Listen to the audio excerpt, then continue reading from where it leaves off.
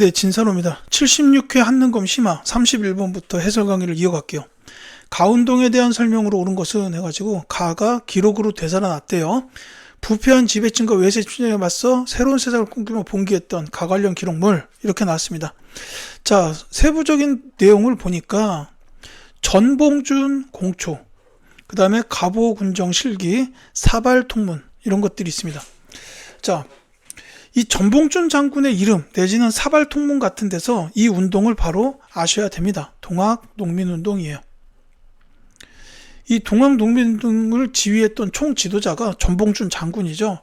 그 다음에 저는 굉장히 이제 놀랍다고 생각을 하는 게 이 사발통문 여기 보시면 여기 이제 이름이 써 있어요. 근데 이게 이제 사발을 엎어놓고 원형으로 이름을 쭉 썼습니다.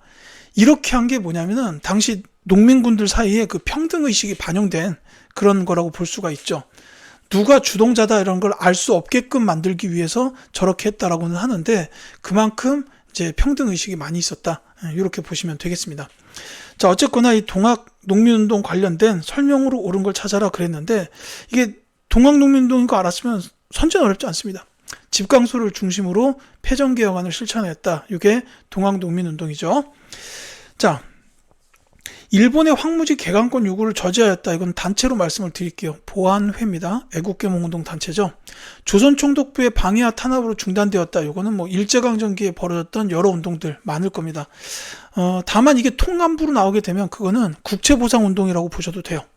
자, 그 다음에 이른바 남한 대토벌 작전으로 큰 피해를 입었다. 이거는 정미의병과 관련이 돼요. 이 정미의병이 그 13도 창의군을 결성을 하죠. 그래가지고 서울 진공작전을 전개하는데 이 서울 진공작전에 대한 일제 대응이에요. 자, 그 다음에 상황수습을 위하여 박규수가 안핵사로 파견되었다. 이거 관련된 거는 임술농민봉기죠. 그래서 저 안핵사 박규수께서 이제 보고서 삼정의 문란 때문에 이 일이 벌어졌으니 삼정이정청을 설치해서 개선해야 됩니다. 이렇게 얘기해서 삼정이정청으로 이어집니다. 다만 그게 기능이 제대로 되진 않았고요. 그 다음에 요 박규수 이분에 대해서는 이제 요 안핵사 파견도 물론 중요하지만 그 초기 개화사상가였어요. 박규수, 오경석 이런 분들을 주로 개화사상가로 꼽고 또 한 가지가 있다면 이분이 제너럴 셔먼 사건 당시 평안감사였습니다. 그러니까는 야, 저 배 불태워라 라고 명령하셨던 분이다라는 거예요. 자, 32번 가겠습니다. 가단체 활동으로 옳은 것은 자, 역사신문 나왔습니다. 독립관에서 토론회 장이 열렸대요. 자, 독립관에서 첫 토론회가 조선의 급선무는 인민의 교육이다라는 게 나왔었고 이날 토론회에는 찬반 양측의 논의가 있었고 법부 대신 한규설 등 정부 고위 인사들도 참석해 다양한 의견을 제시했다. 자, 도로를 개선한 것이 위생을 위한 최고의 방법이라는 주제로 가해 위원 이상재 씨를 포함한 4인이 열띤 토론을 벌일 예정이다라고 되어 있습니다. 자, 여기서 알 수 있는 게 이제 독립관이라는 장소도 물론 있고 정부 고위 인사들도 참석했다 하면서 이제 토론을 벌였다라는 거죠. 자, 이게 이제 연도를 보면 1897년입니다. 그러니까 1890년대 후반에 있었던 일, 이때 만들어졌던 단체가 정부 고위 인사들과 함께 토론을 벌였다. 여기서 알 수 있는 이 단체는 바로 독립협회입니다. 독립협회. 이제 뭐 집회도 물론 열었지만 토론도 많이 했었다라는 거죠. 그래서 이제 이 관민토론이라고 보시면 되겠습니다. 자, 뭐 만민공동에 열어서 러시아의 저령도 조처하고 저지했죠. 그리고 이게 효과가 있다 보니까 관민공동회까지 열리고 이제 헌의 6조 결의, 뭐 중추원 관제 개편을 통한 의회 설립의 추진 이런 것들이 이제 독립협회랑 관련이 됩니다. 그래서 정답은 4번이에요. 이제 헌의 6조 결의뿐만이 아니라 중추원 관제의 개편을 통해서 의회를 설립하기를 추진을 했어요. 물론 이제 이 사실을 알았던 당시 황제 고종이 쟤네 내 권력을 뺏어가려고 드는구나 라고 생각하고 이제 이 독립협회를 강제 해산시키죠. 이제 이렇게 됩니다. 자, 고종 강제 퇴위 반대 운동을 주도하였다. 이거는 대한자강회. 이제 1900년대 활동했던 애국개몽운동 단체 중 하나입니다. 보안회, 제국 대한자강회, 신민회 이런 단체들 기억하셔야 돼요. 자, 만세보를 발행하여 민족의식을 고취하였다. 이거는 이제 천도교에서 했던 일이에요. 자, 파리 강화회의에 독립청원서를 제출하였다. 요거는 그 신한청년당.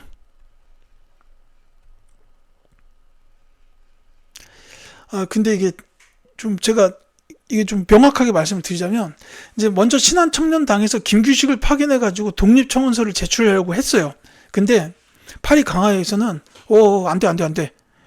야, 신한청년당? 당대표는 여기 못 들어와. 적어도 정부 대표는 돼야 들어올 수 있어. 라고 했는데, 이때 이제 3.1운동이 벌어진 직후 임시정부가 만들어졌어요. 그러니까 임시정부에서 이 김규식 선생을 대한민국 임시정부의 그 정권 대신으로 이제 임명을 합니다.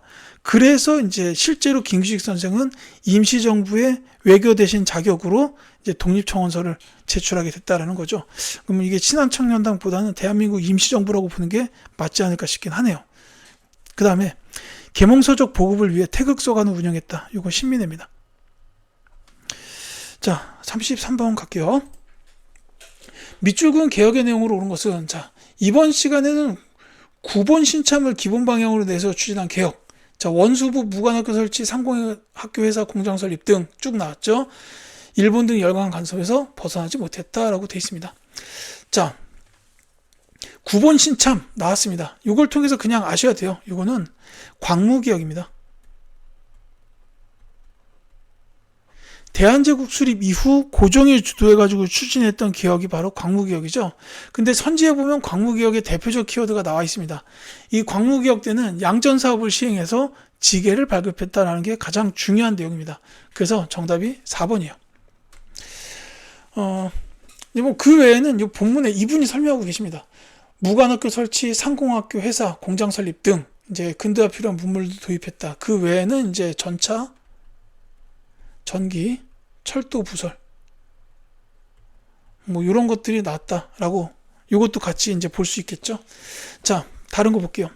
개혁을 추진하기 위해서 군구 기무처를 두었다. 이거는 1차 가보개혁 추진기구였죠. 자, 행정기구를 6조에서 8아문으로 개편하였다도 1차 가보개혁됩니다. 자, 근대식 무기 제조 공장인 기기창을 설립하였다. 요 기기창 설립은 그 통리기무아문의 개화정책과 관련이 있어요. 1880년대 초입니다. 통리기무아문. 이제 개화정책 추진 1880년대 초. 자, 그 다음에 개혁의 방향을 제시하는 홍범 14조를 반포하였다. 요거는 2차 가보개혁 때 있었죠. 이렇게 보시면 되겠습니다. 자, 그 다음에 34번 갈게요. 가라에 들어갈 내용으로 옳은 것을 보기에서 고른 것은 하고 물어봤습니다. 자, 그러니까 이게 지금 보니까 각각의 이 근대적인 건물이라든지 이런 시설들이 나와 있고 그거에 대한 설명이 가나다라에 있네요. 자, 하나하나 매치시켜 보도록 하겠습니다. 자, 기억해 보면 교육입국조서에 근거하여 설립하였다라고 했는데 요거 대표적인 거는 한성사범학교예요.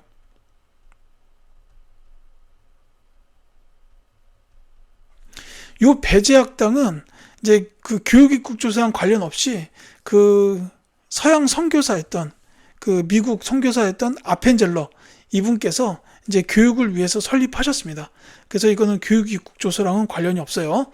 자, 그 다음에 나가 광의원이 맞는지를 볼게요. 알렌의 건의로 세워진 최초의 서양식 병원이다. 이건 광의원 맞습니다. 이제 재중원이라고도 해요. 광의원이 나중에 재중원으로 이름이 바뀌죠. 갑신정변 때 이제 그 민씨 쪽 사람들이 많이 이 급진개화파 세력들에 의해서 민씨 세력들이 많이 이제 죽고 다칩니다. 근데 이 그 알렌 선교사가 이 사람들을 많이 고쳐내요. 그러니까 명성황후가 그 알렌에게 소원이 뭐냐 하니까 알렌이 병원 하나 세워주시면 좋겠습니다. 이랬나 봐요. 그래서 이제 그때 세워졌다라는 겁니다. 1880년대에 설립된 최초의 서양식 병원이었다라는 거, 이거 광의원 맞습니다. 자, 그 다음에 그 서대문과 청량리 사이로 오가는 전차를 운영하였다. 이 전차의 운영, 그러니까 이거는 전기랑 관련된 회사가 맞아요. 그래서 이 한성전기회사가 맞습니다. 디귿이 옳아요. 다만 이 한성전기회사는 그 1880년대에 설립이 됐어요. 왜냐하면 그 전신 도입 때문에 이제 그때 설립됐다가 나중에 뭐 전차라든지 이런 것도 같이 운영을 했다라는 거죠. 자, 그 다음에 나운규가 제작한 영화 아리랑을 상영하였어요. 요거는 단성사입니다. 이제 그렇기 때문에 이 원각사가 맞지가 않죠. 자, 정답을 먼저 말씀드리자면 니은과 디귿이 옳다는 3번이 답이 되겠고, 이 원각사의 경우에는 1900년대에 연극을 많이 공연했어요.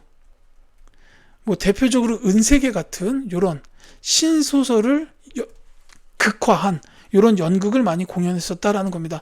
이 나운규의 아리랑은 1926년에 개봉이 됐어요. 그래서 이제 다르다 이렇게 보시면 되겠습니다. 자, 35번 갈게요. 자, 가에 들어갈 내용으로 적절한 것은 하고 물어봤습니다. 자, 일제는 대한제국의 외교권을 강탈하고 통감부를 설치하였습니다. 해가지고 이후 전개된 국권 수호 노력을 조사하여 보고서를 작성하고 제목과 함께 제출해주세요 라고 나왔죠. 자, 요게 뭐 여기서 중요한 건 아니지만 을사늑약이죠. 자, 을사늑약 이후에 국권 수호 노력 조사해라 라고 되어 있습니다. 거기에 맞는 거를 이제 이제 넣어주면 되겠죠. 따라서 가에 들어갈 거는 결국 을사늑약 이후 국권 수호 노력, 이걸 찾아주면 되겠습니다. 정답을 바로 말씀을 드릴게요. 을사늑약 이후에 대표적인 국권 수호 노력으로 이건 고종이 노력한 거라고 볼 수가 있어요. 뭐냐면 그 헤이그의 특사 파견이 선지에 있죠. 정답이 5번입니다. 이상설 고종의 특사로 헤이그에 가다. 이게 이제 특사 파견이죠. 이제 이상설 선생뿐만이 아니라 이준, 그 다음에 이휘종, 이분들이 같이 이제 특사로 헤이그에 갔습니다. 근데 이 헤이그 특사 분들이 결국 이제 그 만국 평화회의에 들어가지 못합니다. 일본이 막았죠.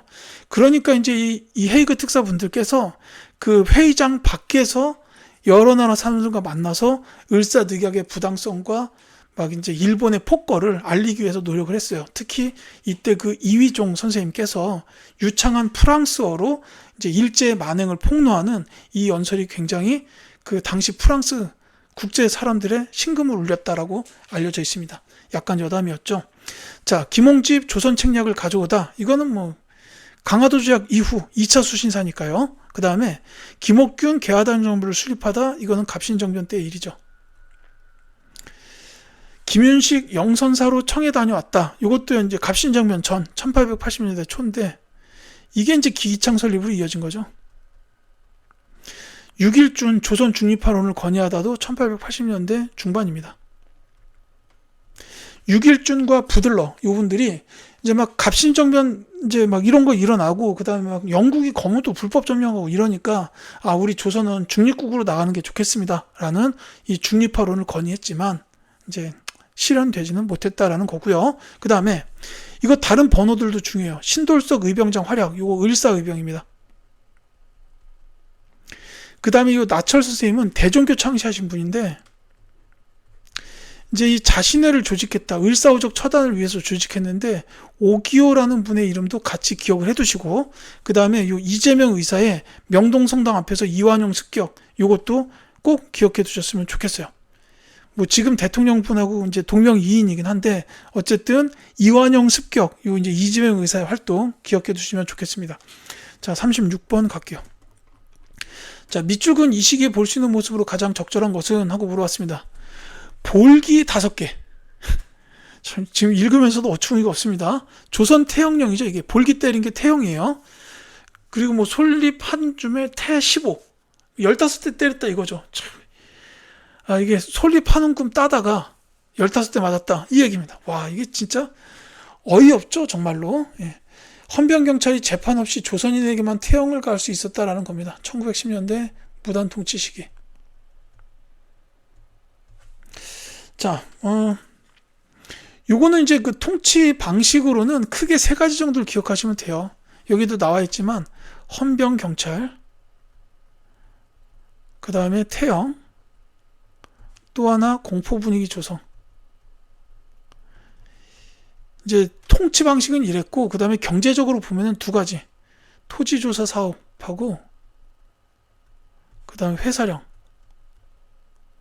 이거 회사 설립 허가 제도죠.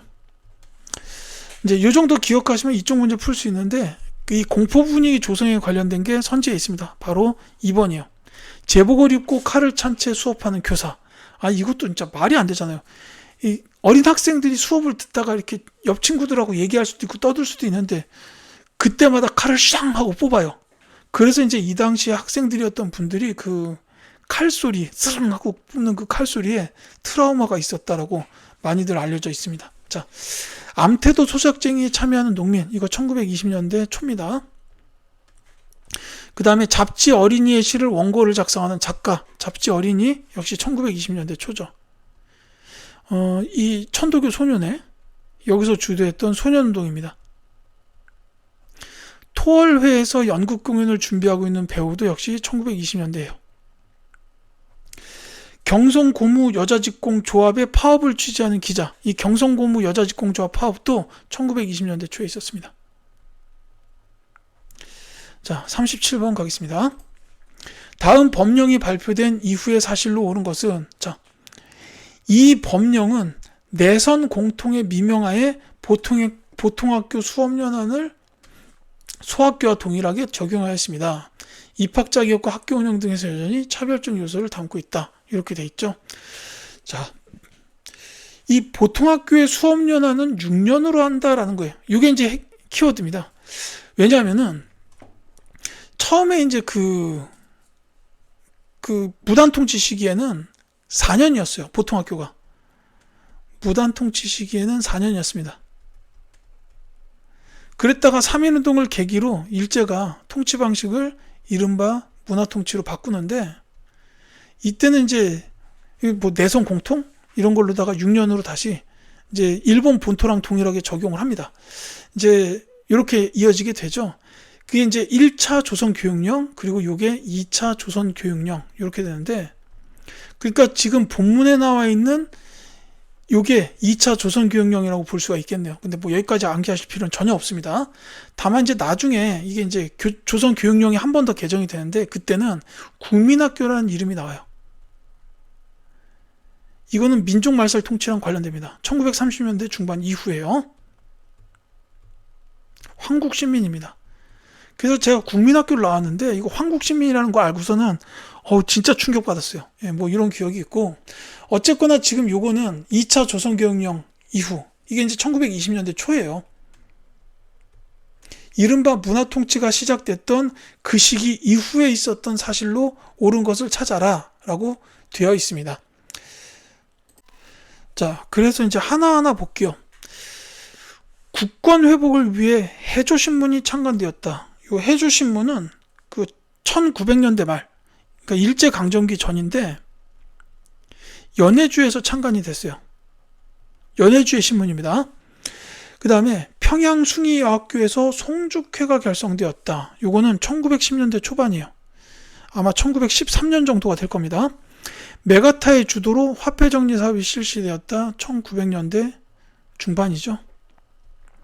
1차 한일협약 통해서 메가타가 들어와가지고 이거 했죠. 그 근본위제 시행했고 그 다음에 백동아를 조선의 제1은행권으로 바꾸는 사업을 하면서 일본의 제1은행권으로 바꾸는 사업을 하면서 이 대한제국의 경제주권이 완전히 일본에게 넘어가는 이런 일이 됐었죠. 회사령 공포는 1910년대 초죠. 그래서 정답은 5번입니다. 밀립대학 기성의 창립을 위한 총회가 개최되었다.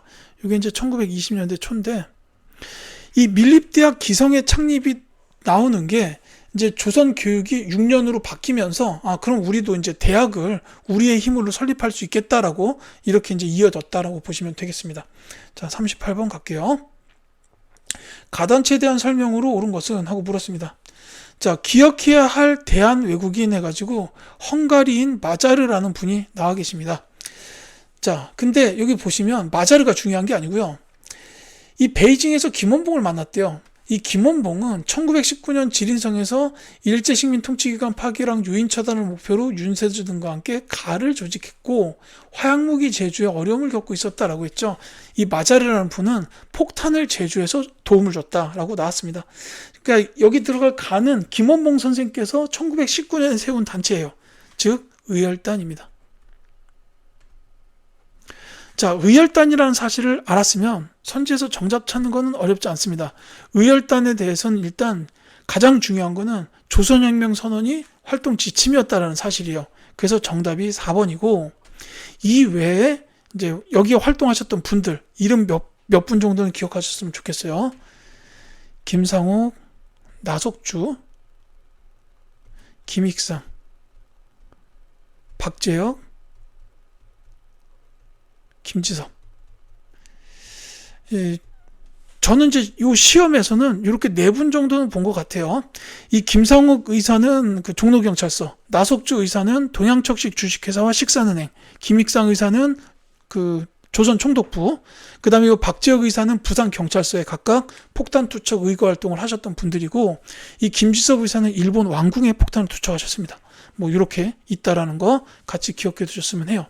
근데 이제 나중에 김범호 선생이 이렇게 이제 활동이 돼도 결국 이제 처단을 한 그 자리에, 나쁜 놈을 처단한 그 자리에 또 다른 나쁜 놈이 계속 들어와요. 그러니까 이게 개별적 의거 활동으로 안 되겠다 해가지고 이제 이 김원봉 선생님께서 의열 단원들을 이끌고 황푸 군관학교로 입교하시고, 이게 나중에 조선혁명 간부학교나 조선의용대 창설로 이어졌다, 이렇게 되는 거죠. 자, 신은 강습소를 세워서 독립군을 양성하였다. 이거는 시민의. 구미위원부를 설치하여 외교활동을 전개하였다. 대한민국 임시정부입니다. 저 구미위원부는 미국 워싱턴에 있었죠.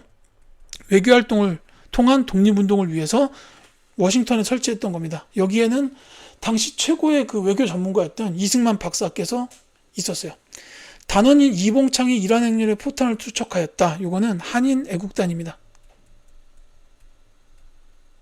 그 다음에 조선총독부에 국권 반환 요구서를 제출하고자 하였다. 이거는 독립의군부. 이렇게 보시면 되겠죠. 자, 39번 가겠습니다. 밑줄건 이운동에 대한 설명으로 옳은 것은? 하고 물어봤어요. 사파로 보는 한국사 나와 있습니다. 자, 이 사파는 평양에서 조만식 등의 주도로 시작된 이운동. 자, 평양 나왔고 조만식 나왔습니다. 이운동 바로 나와야 돼요. 심지어 내 살림 내 것으로까지 나왔습니다. 물산 장려운동입니다. 자, 이거는 이제 토산품의 애용을 권장하는 운동이다, 이렇게 보면 되겠죠. 자, 근데 일제는 탄압했다 이거예요. 아니 참, 뭐 물건 쓰는 것까지 탄압. 와, 진짜. 계속 말씀드릴게요. 정답이 어렵지 않습니다. 바로 3번이에요. 자작회나 토산애용 부인회 등이 활동하였다라는 겁니다. 이게 이제 그 물산 장려 운동에 관련된 설명이 맞겠죠. 자, 대한매일신부의 후원을 받아 확산된 거는 국채보상운동이고요. 아까 잠시 말씀드렸는데 이 국채보상운동은 통감부의 탄압으로 실패했다라는 겁니다. 자, 순종의 인산위를 기회로 삼아 추진한 거는 60만세운동이에요. 고종의 인산일은 3.1운동하고 관련되고, 순종 인산일은 60만세운동입니다. 자, 신간회가 진상조사단을 파견하여 지원한 운동은 광주학생 항일운동이에요.